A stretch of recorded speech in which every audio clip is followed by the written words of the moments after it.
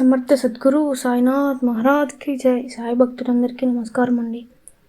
మన సాయినాథుని అనంతమైన కృపతో మీరందరూ సుఖ సంతోషాలతో ప్రశాంతంగా ఉండాలని మనస్ఫూర్తిగా కోరుకుంటూ ఈరోజు వీడియోని ప్రారంభిస్తున్నాను. ఫ్రెండ్స్, ఈరోజు బాబాగారు మనందరికీ ఒక అద్భుతమైన సందేశాన్ని పంపించారు.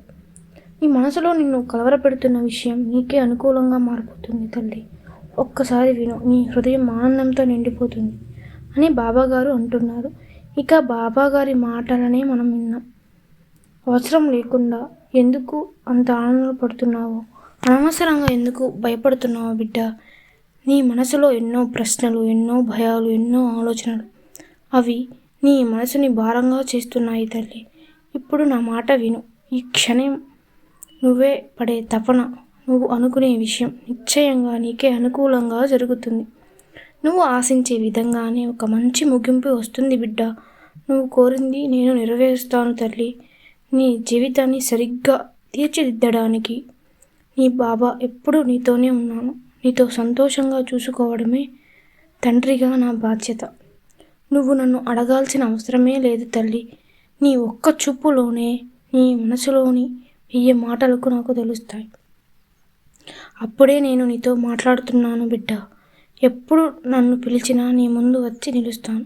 నీ ప్రతి ప్రశ్నకి సమాధానం ఇస్తూనే ఉంటాను. కానీ తల్లి, నీ మనస్సును బాధతో నిండిపోయింది కాబట్టి నా మాటలు నీకు వినిపించడం లేదు. ముందు నీ మనసులోని ప్రశాంతంగా ఉంచుకో. ఏ పని చేసినా నిదానంగా చెయ్యి. నా వల్ల కాదు అనిపించినా నా సాయి ఉన్నారు, నా బాబా ఉన్నారు, చూసుకుంటారు అనే నమ్మకంతో ముందుకు సాగు.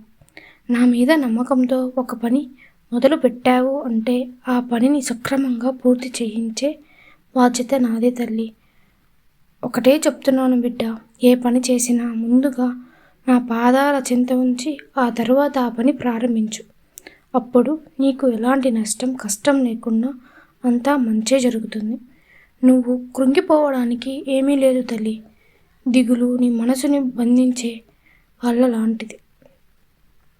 ఆ వల నుంచి బయటికి రాబిడ్డ. నా అనుగ్రహం నీకు పూర్తిగా లభిస్తుంది. నా కృపతో నీ కర్మదోషాలు తొలగిపోతాయి, నీ పాపాలు హరించిపోతాయి. నువ్వు అనుకునే ఆ విషయం తప్పకుండా నెరవేరుతుంది. ఇక రాబోయే కాలం నీకు ఆనందాన్ని, శాంతిని, సంతృప్తిని ఇస్తుంది. చూసి కలవరపడకు తల్లి. రాబోయే మంచి రోజుల్ని ఆలోచించి ఆనందపడు. నమ్మకంతో ముందుకు సాగు. నీ బాబా ఉండగా నీకు భయం ఎందుకమ్మా? సర్వే జన సుఖినో భవంతు. జై సాయిరామ్.